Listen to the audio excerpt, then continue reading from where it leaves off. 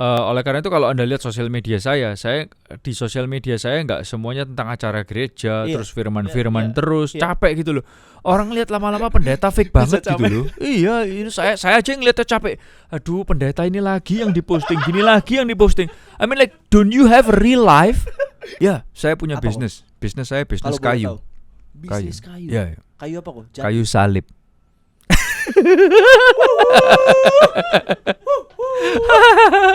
Tentang AOC ini. Apakah ini adalah sebuah gereja keluarga yang kemudian pemimpinnya ya akan terus dari klan Sutopo yang Very good question. Dan tolong bagian ini tolong nanti di-cut dan juga sering-sering di-repeat ya. asik dengan Pastor in style gitu. Ush.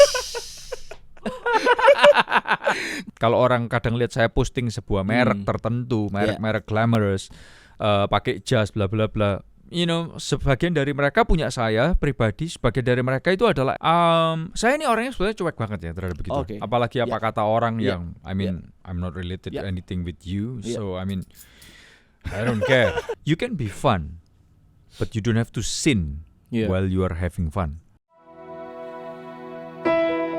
Shalom, selamat datang di Penyembah Kantoran YouTube channel. Dari manapun Anda berada, mari bersama-sama kita menyembah Tuhan.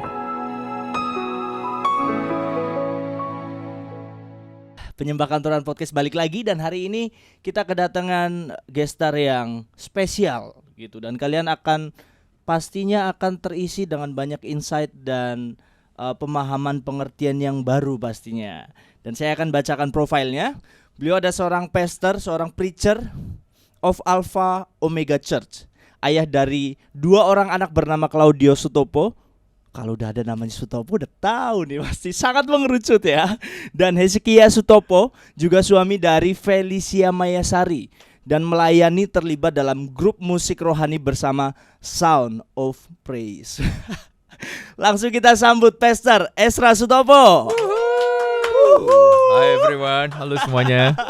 Wow, senang banget bicara di sini. Kok terima kasih banget buat kesempatan dan waktunya. Thank you juga buat saya kehormatan bicara di sini. Yes. And thank you. By for the way, opportunity. Penyembah Kantoran, Yeah. mungkin ini ya, kalau Koko ekspektasinya udah seberapa, kita belum sebesar apa kok. Cuma kerinduannya kita memang dari sini lahir setiap nilai-nilai yang orang akan hidupi gitu. You know, saya sendiri banyak diberkati lewat acara ini. Really? So, Penyembah Kantoran. Ya, aku ngikutin beberapa kali. Seriously? Ya.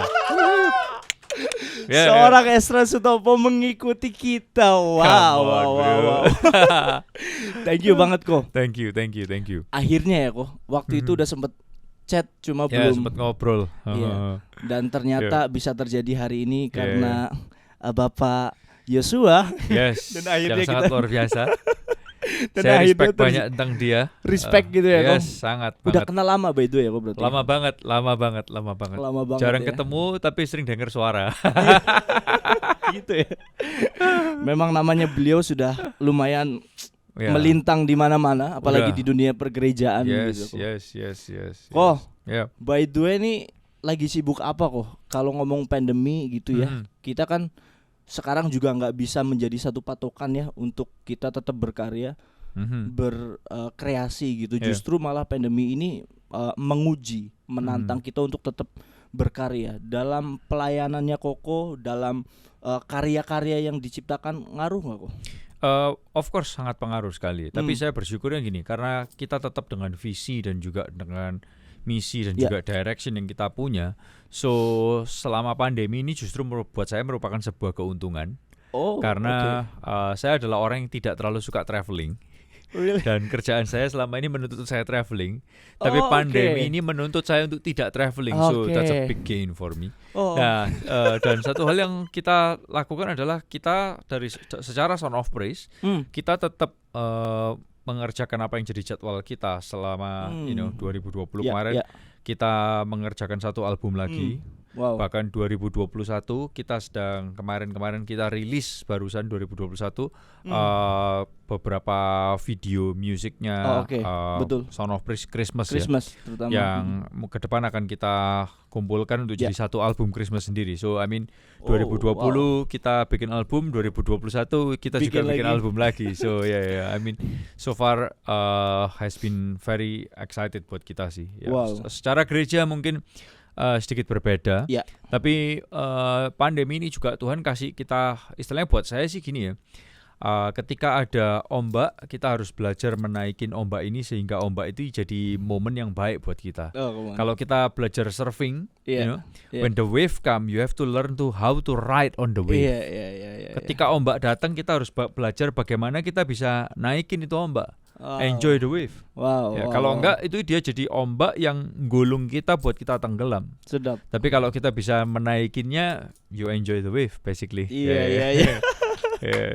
Ini salah satu hal yang saya sangat nikmati di Penyembah Kantoran ya. Setiap guest yang datang itu baru satu pertanyaan. Kalau lagu ini baru intro, tapi apa yang didapat tuh kayak udah mau ending. Udah kayak kesimpulan gitu. Tapi Sound of Praise tuh produktif banget ya kok. Praise God. Ada target yang memang harus dicapai atau memang untuk berkarya itu menciptakan lagu memang kayak dikasih Tuhan kasih taruh banyak lagu untuk kemudian langsung dikerjakan atau memang ini kita ada deadline nih, kita produktif, kita bikin karya gitu. Kalau targetnya itu sih yes, kita punya target deadline and things like that. Karena menurut saya target itu memberikan kita disiplin ya. Karena kita nih kan istilahnya kalau Sound of Praise itu kan we are dealing with the art ya, dengan seni ya, kreativitas. Nah, kreativitas itu kan seringkali membutuhkan waktu, imajinasi, bla bla bla. Tapi kreativitas juga membutuhkan kedisiplinan. Karena kalau tidak ada kedisiplinan, maka proyeknya nggak selesai-selesai. Karena yang kerja biasanya idealis kan. Aku ada ide ini, aku ada ini, tambahin terus nggak bungkus-bungkus gitu, akhirnya nggak selesai-selesai. So I mean, creativity has to come with discipline. So harus ada deadline-nya, kapan nih selesai. Aku masih ada tambahannya. No. Kita harus tahu disiplinnya juga sih seperti itu. So kita produktif bukan karena kita ngejar target omset. Ada target omset yang kita kejar, tapi we just want to be productive aja sih. I mean like kita mau juga jadi berkat. Betul. I mean kalau memang sudah waktunya, kita udah ngumpulin, kita juga udah ajak teman-teman, push potensial mereka. Dan kita perlu jadi berkat di certain season ya, kita bergerak sih sama-sama. Ada lagu-lagu spesial yang Tuhan titipkan sama kita di luar deadline kita. Contohnya bulan Desember kemarin, ini bocoran dikit ya, bocoran dikit. Bulan Desember kemarin kita lagi ngerjain satu lagu lagi. Bukan lagu Christmas. Di luar project Christmas selesai, teman-teman kantor pada off semua, kantor gak ada orang, saya ngantor. Karena kita lagi ngerjain satu lagu, judulnya adalah Pembuat Mujizat Sejati. So lagu itu adalah lagu yang lahir dari pergumulan salah satu leader kita.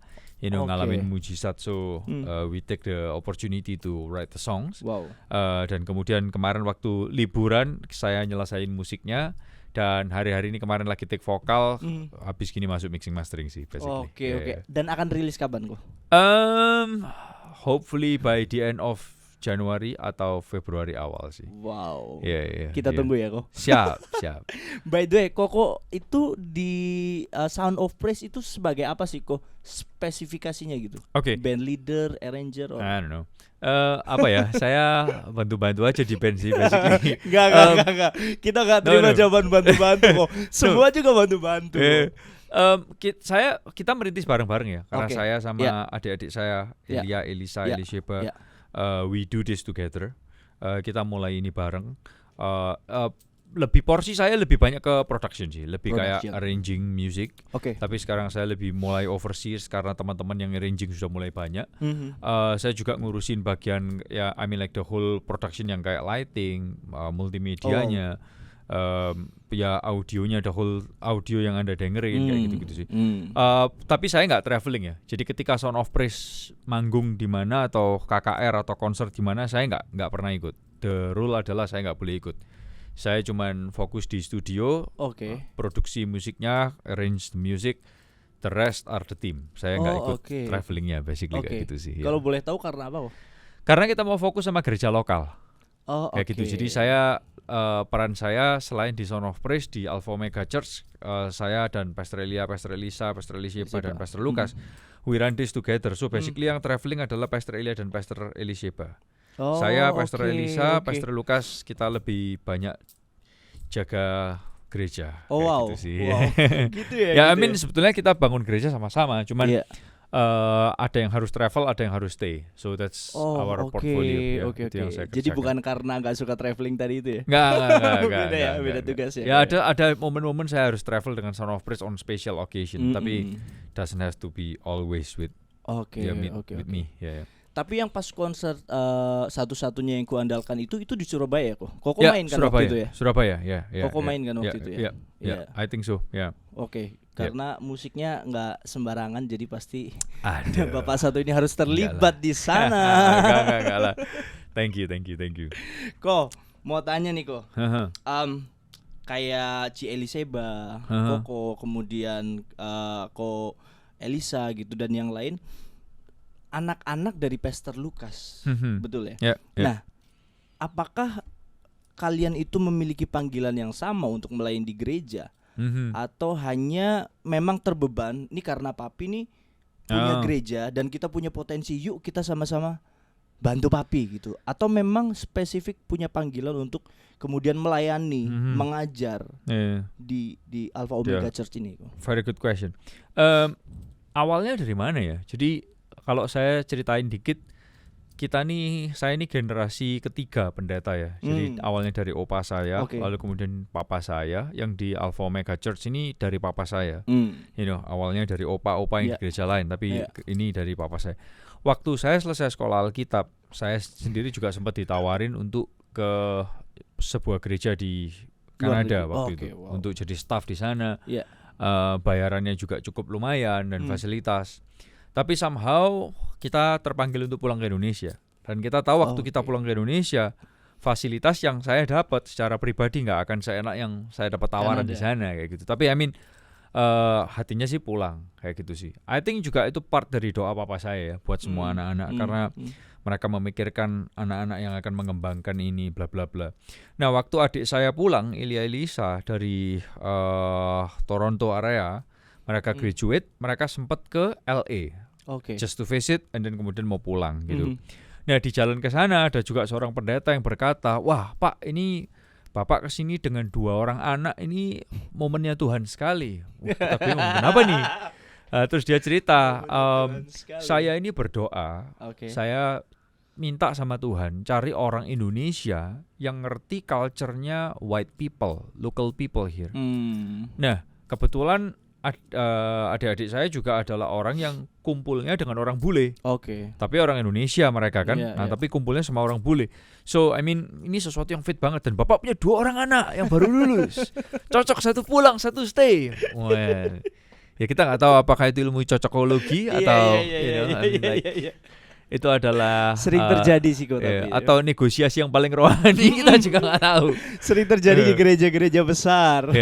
Nah, lalu tapi kemudian dan dapat fasilitas yang lumayan sih seharusnya. Disekolahkan S2, full endorsed by the church, dapat mobil, dapat tempat tinggal, semua uang kebutuhan hidup bla bla bla. Dan waktu itu postgraduate S2 sesuatu yang kepingin kita cari. Tapi somehow kita pilih pulang. Dan waktu itu saya ingat sekali waktu adik-adik saya juga pilih pulang. Kita tahu kondisi di Indonesia waktu itu situasinya gereja kita lagi ngalamin masalah gede. So it wasn't very easy kayak gitu. Of course lah fasilitas kalau didapat jauh yang tawaran bayaran US dollar dan semua fasilitasnya lebih enak. Tapi somehow we are called to go home kayak gitu sih. I think momennya Tuhan yang set up, tapi kita nggak dapat mimpi dari Tuhan, penglihatan langsung gitu enggak sih. Somehow it just indirectly Tuhan guide kita untuk balik ke EOC. Dan sejak itu kita menjalani EOC ini. I mean saya pun juga sempat dapat offer waktu jalan sama papa saya di negara lain, ditawarin untuk melayani di gerejanya mereka di depan papa saya. Nah saya ini orangnya straightforward gitu ya. Tawarin, saya cuma bilang saya nggak akan pindah unless my dad ask me, karena dia adalah leader saya nggak akan pindah kecuali dia utus saya untuk pindah. Kayak gitu saya bilang. Papa saya langsung bilang, dia tendang kaki saya. Setelah pertemuan tuh dia bilang, kamu kalau ngomong sama orang harus lebih ngerem sedikit. I mean like itulah situasinya lah, mau apa lagi dong. Esra tetaplah Esra gitu. Gitulah. So I mean I think untuk season ini memang Tuhan taruh kita di sini sih ya. Ya indirectly. Nggak ada mimpi, nggak ada apa, tapi nggak ada penglihatan, tapi this is what it is. Tapi bisa barengan gitu ya kok. Ya, dan waktu kita pulang ke Indonesia, memang waktu itu waktu mulai EOC awal ya, kita sempat berpikir ya, apakah yang akan kita lakukan dengan EOC ini? I mean, how are we gonna run this church? Apakah kita akan berpikir harus ada satu superstar yang ada dimunculkan? Tapi kita mikir enggak, we want to do this together. Opa saya punya gaya gini, enggak. Lebih baik kalian tuh dipencar. Si A pegang lokasi 1, si B pegang lokasi 2, si C pegang lokasi 3 dan seterusnya. Tapi kita bilang enggak. Kalau dengan seperti itu kita akan jadi persaingan satu sama lain. You know, tapi kalau kita melayani bersama-sama dalam satu lokasi, persaingan tetap bakal ada. Tapi we have to be able to manage it. Kayak gitu sih. And somehow by the grace of God sampai hari ini kita bisa jalan bareng-bareng sih. Seru. Kebayang ya kok ya untuk memanage satu pekerjaan Tuhan, ini ngomong gereja gitu, tapi bersama-sama gitu dengan keluarga. Tapi polemiknya dengan keluarga justru ada nggak kok? Pasti ada, nggak mungkin nggak ada sih. Jujur ngomong ya. Saya bisa aja bilang, nggak ada. Semua ditutup bungkus dengan darah Yesus. I mean like. Tapi itu bukan Pastor Esra sih kok. Pasti ada. Pergumulan pasti ada. Tapi balik lagi, dari pergumulan itu membuat kita kembali ke visi kita. Kita nih mau ngapain di sini? You know? Dan saya sukanya gini, setiap pergumulan ini saya dapat dari Jessie J, penyanyi. You know, dia ngomong gini sih. Sometimes we need to be break down to be able to break open. Kadang kita nih perlu dijatuhin supaya kita nih terbuka. Break down to break open. Karena kalau kita nggak dijatuhin, kita nggak terbuka. Nah, ada momen-momen kita punya pergumulan. Nah, di pergumulan itu kayak kita di crunch sekali lagi untuk dibuka lagi, diingetin lagi bahwa hey, we need God to unite us. We need God vision again, yang kita kembali lagi ke awal. Karena basically there is nothing new, tapi kadang kita cuma perlu diingatin lagi. We need to be reminded all the time. You know, so kita perlu diingetin lagi, hey, we are doing this together. There is no competition between us. Kalau toh ada, itu kedagingan lu, harus lu tendang jauh-jauh, lu buang lagi, chop lagi, sakit. Tapi ya, it has to happen. Makanya itu kalau di AOC, salah satu yang kita lakukan untuk mengurangi kompetisi di antara kita ya, apalagi we are siblings, umurnya nggak beda banyak, musisi semua, I mean like orang kreatif. Yes. Saya bisa aja ngomong di SOP, I mean I did a lot of stuff behind the scene. Tapi yang muncul saya malah jarang muncul gitu. You know, I can say that. Tapi I mean it is what it is. We have to do what we have to do gitu. Dan I think traveling juga gak gampang. You know, sebagian mereka harus travel dan it's not an easy job juga. Yes, of course mereka dapat mungkin highlightnya diajak orang foto, bla bla bla. But I don't think that's something that we look for tuh. Itu bukan sesuatu yang kita kejar. So I mean, kalau toh itu dapat, kita nggak dapat itu, kita nggak merasa kalah kompetisi atau apa. No. Kita nggak berpikir itu sih. I think kita sudah bisa melewati itu. Dan seperti di AOC sendiri di gereja kita mencoba setiap minggu khotbahnya sama. Exactly sermon, tapi pengkhotbahnya beda. Menarik. Itu mengurangi kompetisi. Yes. Stop dulu sampai situ kok. Nanti kita akan tanya bagian itu. Siap. Itu sangat menarik. Karena aku ngelihat banget tuh dari judul-judul segala macam. Nanti kita akan bahas. Siap. Kok, pernah ada nggak orang yang tanya mungkin, atau kalau berpikiran sih kita nggak bisa nebak gitu ya. Orang bertanya gitu ya tentang AOC ini. Apakah ini adalah sebuah gereja keluarga yang kemudian pemimpinnya ya akan terus dari klan Sutopo yang spesial ini, atau akan melahirkan leader-leader baru yang mungkin mereka bukan dari keluarga Sutopo, kemudian mereka punya potensi dan akhirnya perform untuk AOC gitu. Very good question, dan tolong bagian ini tolong nanti di-cut dan juga sering-sering di-repeat ya. Asik. Jadi mungkin buat teman-teman yang bertanya, Buat teman-teman yang bertanya, kita akan dengar jawabannya langsung dari Pastor Estra. So di AOC kita tidak tertutup dengan klan Sutopo only. To be honest. Jadi awalnya gini ya, waktu kita memulai balik semua ke Indonesia, kita kan tadi sempat saya bilang kan, kita mikir mau naikin satu nama, terus kemudian kita promote dia sebagai perwakilan dari AOC atau enggak, dan then we decide to work together. Nah, saya bersyukurnya sampai hari ini people see us as together. Orang lihat kita sebagai bersama-sama. Tapi saya masih melihat sebuah kelemahan di dalam kekuatan ini. Karena saya percaya every strength have weaknesses. Nah, weakness kita salah satunya adalah orang lihat ini sebagai the Suto posting. Padahal kita kepingin membangun sesuatu yang lebih daripada itu. So if there's anybody yang mendengarkan ini dan Anda tertarik untuk terlibat di AOC, tolong di-repeat ini ya. No, kita nggak membangun ini hanya for the Sutopos. No. Kita membangun ini buat siapa saja yang Tuhan kasih potensial kepemimpinan dan Tuhan kasih gift ataupun talent dalam kehidupan Anda, more than welcome to join. Seriously. Mau join, Pak? Mau join? Siap. A very good question. Wow. Tapi saying that, saya juga tidak menutup kemungkinan buat keluarga, anak-anak dan lain sebagainya. Why? Kenapa? Karena saya juga tetap menganggap anak-anak saya juga adalah jemaat AOC. Dan saya tidak akan meng-exclude mereka just because they are my family. Nggak boleh dong kayak gitu dong. So everyone have the right. Semua AOC member have the right untuk bisa terlibat bersama-sama melayani, dan potensial dan karunia-nya boleh muncul ke permukaan. Kita kepingin banget. Itu doa kita kok. Doa kita banget ya. Justru mungkin dari jemaat, dari pengerja AOC itu muncul leader-leader yang punya potensi kemudian untuk membagikan hidupnya. I think you will see some different kind of approach this year yang kita lakukan di AOC. This year. Kita udah mulai melangkah. Oke. Akan kita tunggu. Tapi so far baru di Surabaya dan Jakarta atau cabang-cabang lain kok?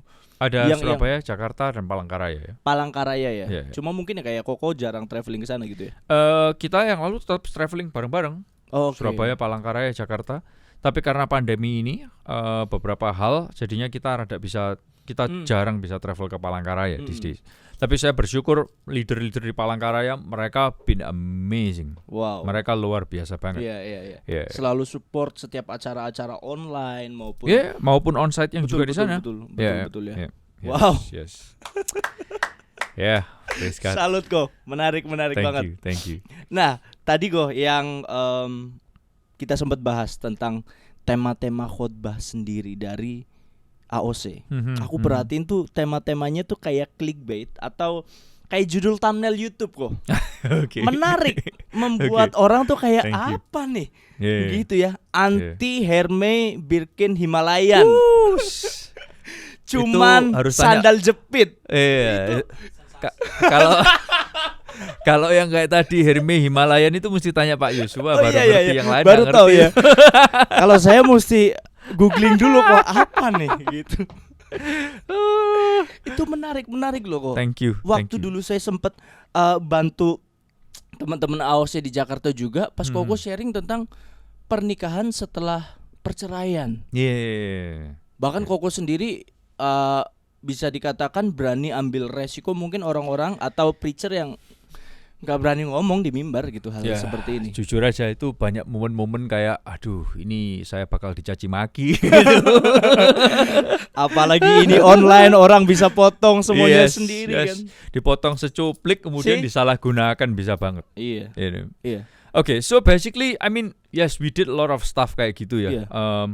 Kita pernah bikin judul khotbah selama bulan Halloween. Judulnya adalah bagaimana mencintai atau merangkul Dracula di sekitar Anda.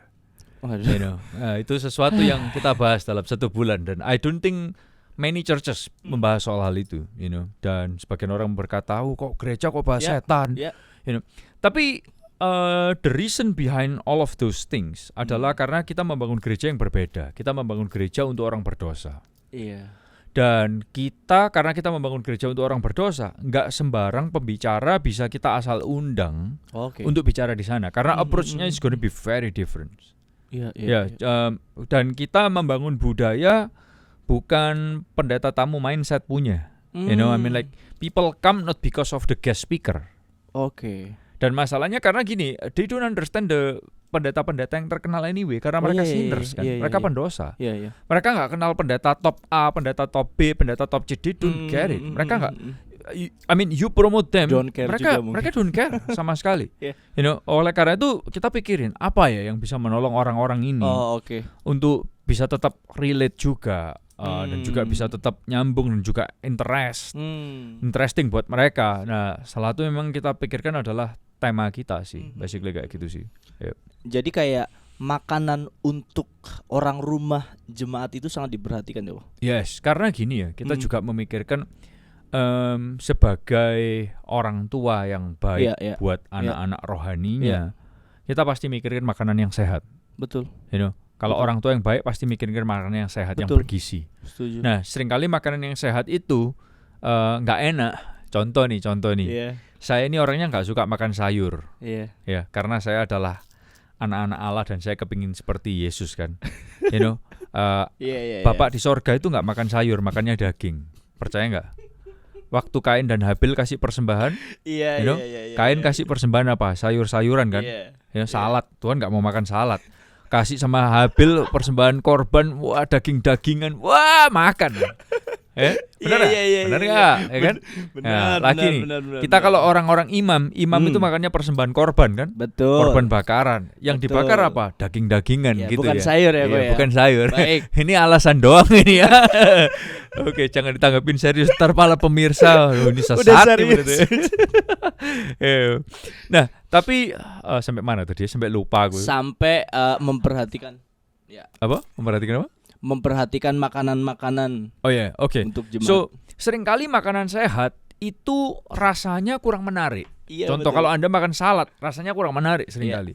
Packagingnya juga nggak asik. You know? Nah, kita memikirkan bagaimana kita kasih makanan sehat, tapi dengan penyajian yang baik. Piringnya tetap bagus, dekorasinya tetap baik. Tapi ketika mereka makan, taste-nya masih very interesting and very nice. Itu aja yang kita pikirin sih basically. So itu adalah alasan dibalik semua yang kita kerjakan ini sih basically gitu. Tapi effort dari timnya sih menurutku ya kan banyak gereja pastinya yang fokus untuk kemudian mendatangkan tamu dari luar, pendeta-pendeta yang lagi ngetop, lagi booming segala macam. Tapi AOC nggak sibuk dengan itu ya. Iya. I mean nggak salah loh gereja-gereja yang ngelakuin itu nggak salah. Betul. Saya nggak menyalahkan. Cuman I mean di situasi ini culture-nya yang berbeda. Iya. Di situasi kita nggak seperti itu. Ya kita nggak selalu ngundang pendeta-pendeta yang top dan terkenal saja. Di previous moment di waktu-waktu yang lalu kita seringkali ngundang orang-orang yang mereka bisa adding value ke kita memberikan nilai tambah buat jemaat kita. Itu yang sangat kita pikirkan. Yang juga punya relation yang baik dengan kita, yang punya nilai yang bagus lah. Kita sangat benar-benar pilih-pilih banget. So, I mean kita jarang punya tamu sih di tempat kita sih. Betul. As you know.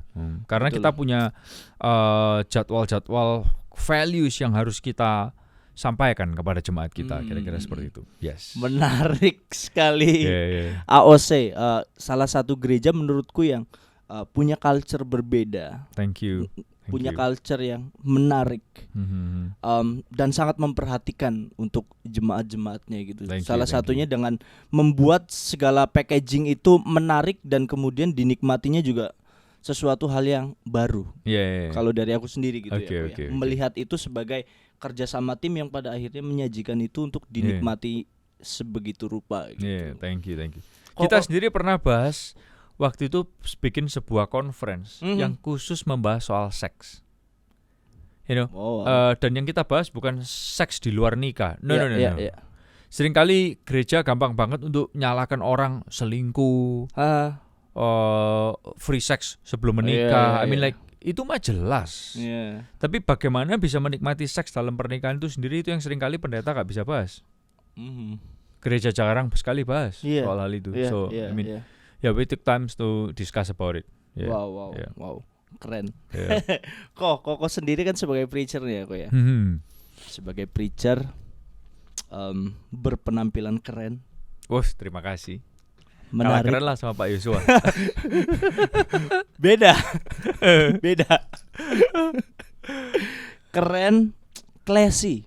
Oh, thank Ini you. dari mata saya kok ya. Oke, thank you.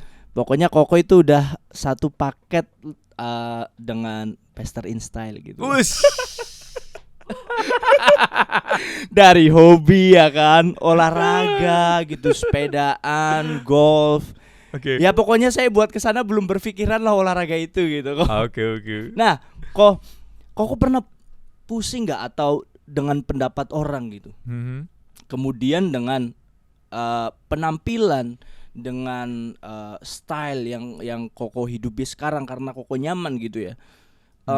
Pernah ada mungkin kayak perkataan selentingan atau kemudian ini hamba Tuhan kok seperti ini, hamba Tuhan kok sepertinya gaya hidupnya mewah gitu.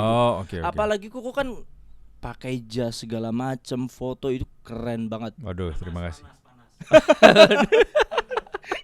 Wong saya bilang keren kok jadi panas gitu. Yang lihat maksudnya. Buat Koko sendiri, kalau Koko diperhadapkan dengan omongan, dengan suara-suara yang seperti itu, pendapat Koko sebagai seorang hamba Tuhan, sebagai preacher, gimana? Oke, very good question. Saya awalnya saya ini orangnya sebenarnya cuek banget ya terhadap begitu. Apalagi apa kata orang yang I'm not related to anything with you, so I mean I don't care. Saya adalah orang yang pertamanya nggak peduli. Cuman ada momen kadang-kadang saya juga bisa kayak breakdown itu tadi. Nah, sebetulnya apa yang Anda mention tadi sebetulnya very funny ya. Kadang kita ngeliat di Instagram itu kan kita berpikir, dia punya ini, dia punya itu, dia punya ini. Tapi jujur, yang sering muncul di Instagram atau bahkan yang orang lain posting tentang saya, itu bukan punya saya. Some of them bukan punya saya, sebagian punya saya. You know, karena masalahnya saya hidup di tengah-tengah jemaat dan juga pertemanan yang sebagian barang itu biasa buat mereka. You know, mereka sebagian dari teman-teman saya punya hobi jam, hobi mobil, hobi golf, hobi sepeda. Dan kadang-kadang ini kita malah cuma resek-resekan aja. Kita memang tahu ada IG yang sukaannya gatel gitu ya. I mean diurapi Tuhan untuk mengungkapkan rahasia-rahasia, you know. Dan tidak suka melihat hamba Tuhan diberkati kadang gitu ya. Atau glamorous, whatever the reason is. Okay. Nah, teman-teman saya malah suka ngerjain kayak gitu, pakiin jam, dipakiin sepeda. I mean like whatever, bro. I was like so hanya untuk hey, just for fun, you know. Okay. Kadang tapi I mean ada barang yang saya punya, ada barang yang bukan punya saya. Dan kalau ngelihat seandainya ya saya ada di let's say seperti golf. Ya I mean saya suka golf di awal. Tapi saya juga menata agar bagaimana saya tetap bisa mengelola keuangan saya dengan baik buat keluarga saya dan juga buat semua. Nah, tapi ada momen di mana saya di-endorse oleh sebuah lapangan golf. Kayak beberapa bulan atau tahun terakhir ini saya ada kontrak dengan mereka. Mereka endorse saya untuk sosial media saya, jadi saya harus posting gitu. Saya posting bukan untuk pamer gua main golf nih. Aduh, gak gitu banget lah. Tapi justru kalau Anda pikir saya mewah, justru di momen itu saya kerja. You know, itu fundraise saya gitu loh. Susah kan ngomong.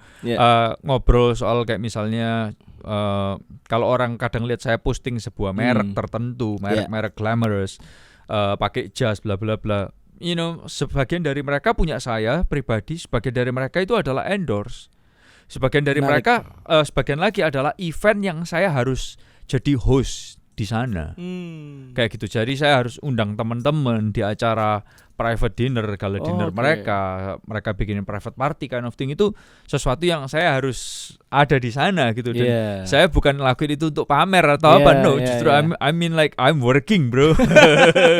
So kalau ada orang yang berpikir emang sih gini ya, bicara soal mewah atau poor ya, mewah atau jelek itu kan very subjektif. Buat orang-orang yang mungkin nggak pakai lebih bagus dari itu akan berkata mewah. Tapi buat orang-orang yang pakai lebih jelek daripada itu, mereka kan berkata gitu mah biasa aja, nggak usah lebay gitu loh. You know, I mean so it's very subjective ya. Very subjective. Karena memang dari sosial media sekarang itu ya, ketika orang memposting apapun dengan gampangnya kemudian orang yang melihat akan menarik kesimpulan tanpa tahu. Tanpa berpikir lebih dalam. Nah, that's why aku tanya langsung ke Koko supaya orang-orang di sana juga ada nilai edukasinya gitu. Yes, correct. Nggak sembarangan kemudian untuk melihat, waduh, hamba Tuhan nih, awal bulan nih jadi ya jalan-jalan lah ya, bermerek nih awal tahun, waduh awal tahun. Iya.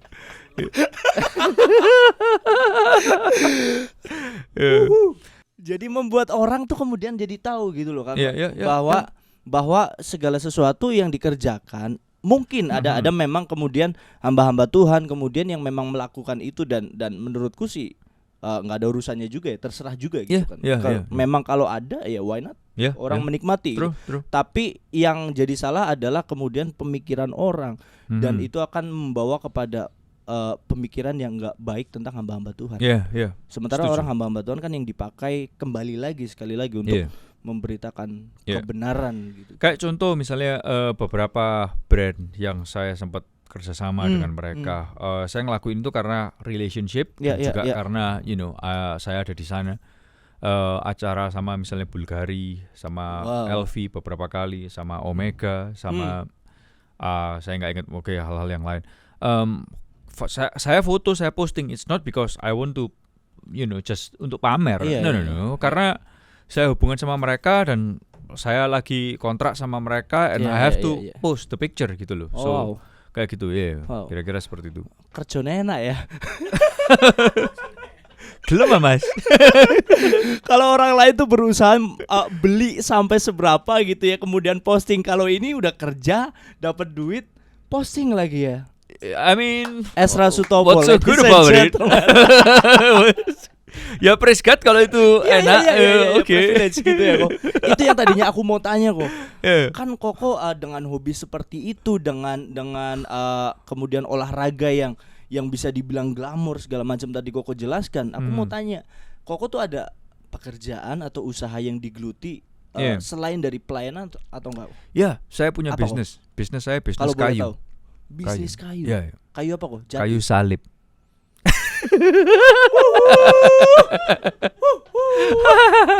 Dan diimpor kemanapun, ekspor impor kemanapun ya. Gak sih, sejujurnya saya sebetulnya awalnya nggak ada bisnis ya. Jadi waktu saya, apalagi dari opa saya, kita tuh punya culture bahwa kalau kamu memberikan diri buat melayani Tuhan tuh kamu memberikan hidupmu sepenuhnya kan gitu. Cuman karena di situasi saya rada berbeda. Saya akhirnya, istri saya punya pekerjaan, awalnya istri saya juga meninggalkan semua family business yang harus dikerjakan.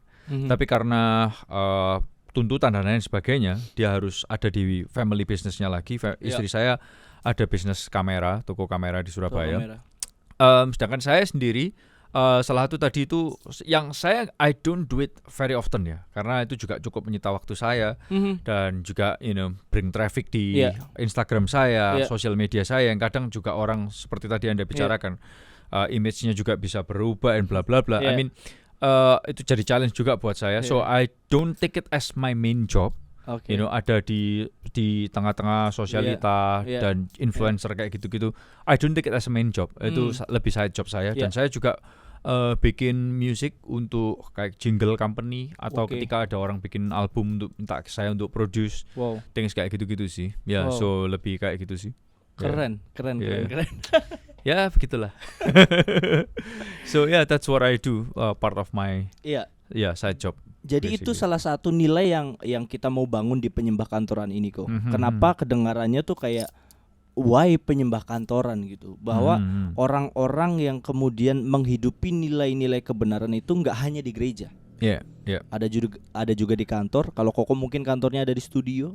Kalau kita kantornya ada di perusahaan ini gitu. Kemudian orang lain kantornya ada di tempat-tempat lain gitu. Bahwa nggak berhenti penyembah-penyembah itu, orang yang menyenangkan Tuhan ada di gereja.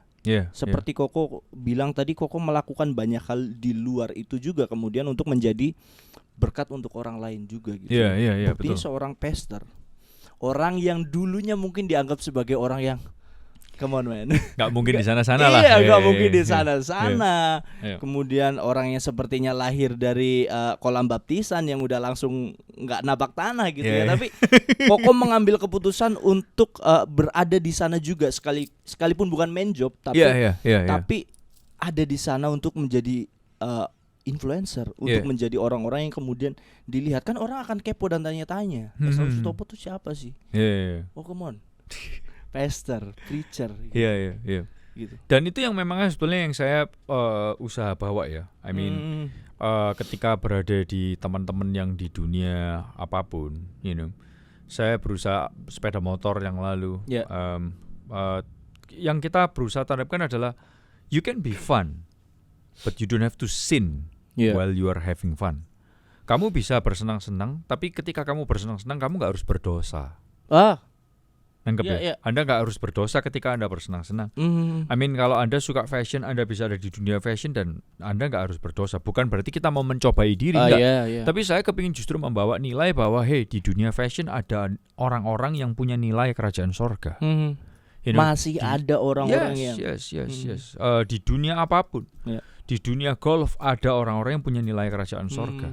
Di dunia sepeda motor, di dunia apapun, ada orang-orang yang punya nilai-nilai kerajaan sorga, dan di situ kasih pengharapan buat mereka juga yang mungkin lagi di dalam dunia yang kacau, untuk tahu bahwa dunia ini masih bisa jadi lebih baik. Ada terang kok di tengah-tengah kegelapan. And you can be the light. You can be the light. Yes. Ya, memang saya dari awal suka banyak hal ya. I love fashion, I love music. I love doing some crazy stuff. Tapi at the end Tuhan kasih kesempatan untuk itu tadi, bawa nilai kerajaan sorga. Itu yang paling penting. Membawa nilai kerajaan sorga di tengah-tengah dunia. Itu yang saya ingin sampaikan. Jadi orang dimanapun mereka berada, mereka masih bisa melihat ada terang di tengah-tengah kegelapan. Gitu sih. Wow. Dan itu yang I think itu yang Tuhan utus kita ya, untuk jadi domba di tengah-tengah serigala. Itu I think that's Dan itu yang Yesus lakukan. Dia salah satu ayat yang mungkin nggak favorit buat pendeta, tapi favorit di gereja kita adalah waktu Yesus di dunia ini, selain dia ngajar, dia nyembuhin. Yang sangat luar biasa soal Yesus adalah gini, dia adalah sahabat orang berdosa. That's a tough one. That's not a big favorite verse buat banyak pendeta atau orang Kristen. Tapi menurut saya itu sebuah ayat yang perlu di-highlight. Dia banyak jadi sahabat buat orang berdosa. Itu sih. Sesuatu yang saya berharap nolong Anda. Menarik banget. Kalau belajar dari sisi lain Pastor Ezra ini, kalau biasanya mungkin teman-teman worshiper, teman-teman yang ngelihat update di gereja AOC ini, Pastor Ezra sebagai seorang preacher, sebagai pastor, tapi ketika di Instagram maupun di kehidupan nyatanya beliau banyak kemudian keluar dan jadi berkat sih kok. Jadi tetap perform gitu loh. Karena seringkali yang salah adalah orang Kristen kelihatan menyala-nyala, menggebu-gebu melayani gereja, tapi kemudian di kehidupan nyata Senin sampai Jumatnya itu nggak perform. Malah justru seringkali nggak banyak yang bisa dilakukan. Sementara firman Tuhan yang diajarkan di hari Minggu itu kan akan menjadi powerful, menjadi sangat luar biasa ketika kita lakukan di Senin sampai Jumat. Betul. Apalagi jadi menolong orang lain. Kasih itu menjadi nyata gitu ya. Nah, ketika kita nyaman di gereja kan itu nggak akan jadi apa-apa, terang ketemu terang.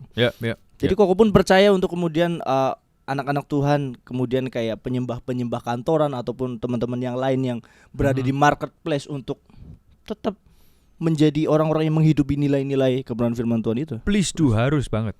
Oleh karena itu kalau Anda lihat sosial media saya di sosial media saya nggak semuanya tentang acara gereja, terus firman-firman terus, capek gitu loh. Orang lihat lama-lama pendeta fake banget gitu loh. Saya aja ngeliatnya capek. Aduh, pendeta ini lagi yang diposting, gini lagi yang diposting. I mean like, don't you have a real life? Kayak hidup lu tuh fake banget gitu loh. Ya I mean, setiap orang punya Instagram tujuannya masing-masing ya. Cuman kalau saya sih kita juga nggak salah loh menunjukkan nilai firman Tuhan itu baik. Betul. Tapi tunjukin juga bahwa lu adalah manusia yang real. Iya. Manusia ya. Iya. Manusia yang nyata. Ya begitulah. Iya. Kok kita hampir ada di penghujung nih kok. Siap. Aku kepengen kayak Koko tuh kasih sesuatu untuk teman-teman worshiper, teman-teman penyembah kantoran, bagaimana cara menghidupi nilai-nilai yang dibangun di dalam pelayanan gereja, kemudian untuk menjadi perform di marketplace juga. Oke. So basically yang harus kita lakukan adalah kita harus tertanam dalam firman Tuhan banyak. Berdoa, tertanam dalam firman itu adalah sesuatu yang sudah garis keras harus lah. Iya. Karena kalau nggak gitu, gimana lu mau jadi terang di tengah-tengah kegelapan? Iya. Karena kita ini cuma lampu, tapi lampu butuh baterai. Lampu butuh power. Oleh karena itu kita harus selalu dekat sama Tuhan, itu sesuatu yang harus. Cerita dari 5 gadis yang bijak dan 5 gadis yang bodoh. Kenapa mereka disebut bijak dan bodoh? Karena yang satu bawa minyak, satu nggak bawa minyak. Kalau diterjemahkan dalam konteks sekarang, yang satu tuh bawa charger booster sama bawa charger. Yang satu cuman bawa lampu senter tanpa charger. Dan kita semua tahu kita ini manusia biasa yang bisa lemah dan bisa lupa, bisa miss the target. Tapi karena kita punya Roh Kudus ada di dalam kita selalu bisa tuning in lagi, dan dia bisa recharge kita lagi dan lagi dan lagi dan lagi. So, kemanapun Anda berada di dunia apapun yang Anda harus ada di dalamnya, Anda harus tahu Anda ada di sana untuk memberikan terang di tengah-tengah kegelapan. Dan di tengah-tengah kegelapan itu untuk terus bisa bersinar, kita butuh dekat dengan sumber yang memberikan kita kekuatan untuk tetap bisa bersinar. So, that's it. Kenyang sekali Ezra Sutopo. Thank you. Penyembah kantoran, thank you so much. Wow, kita berharap teman-teman semua bisa diberkati dengan tayangan video ini. So kalau kalian diberkati, jangan ragu untuk share melalui sosial media kalian supaya banyak orang juga diberkati Tuhan. Dan kita berdoa sama-sama ya kok, supaya orang-orang yang tertanam di gereja kemudian untuk jadi berkat juga di luar, menjadi jawaban untuk orang-orang berdosa tadi, menjadi saluran perpanjangan Tuhan untuk jadi sahabat-sahabatnya orang-orang itu juga. Kemudian sampai nama Tuhan dipermuliakan. Thank you so much buat kesempatannya kok. Sukses untuk semua karya-karya pelayanan apapun yang Koko buat. Dan please tetaplah menjadi Pastor Ezra. Thank you. Maju terus penyembah kantoran, luar biasa jadi berkat. Thank you banget. Untuk teman-teman worshiper dimanapun kalian berada, tetap produktif dalam pekerjaan kalian, tetap berkarya memuliakan nama Tuhan, dan terus melakukan apa yang menjadi panggilan dalam kehidupan kita semua. Worshiper, worship at work. God bless you all. Hai semuanya, saya berharap Anda selalu diberkati lewat acara dari penyembah kantoran. Dan kalau Anda diberkati, jangan lupa subscribe, karena selalu akan ada hal-hal yang baru dan memberkati lagi dan lagi dan lagi. Dan like, subscribe, and share to your friends. Bagikan kepada kawan-kawan Anda, supaya bukan cuma Anda yang diberkati, tapi kawan-kawan Anda mereka juga semua boleh diinspirasi dari apa yang disampaikan lewat acara-acara ini. God bless you.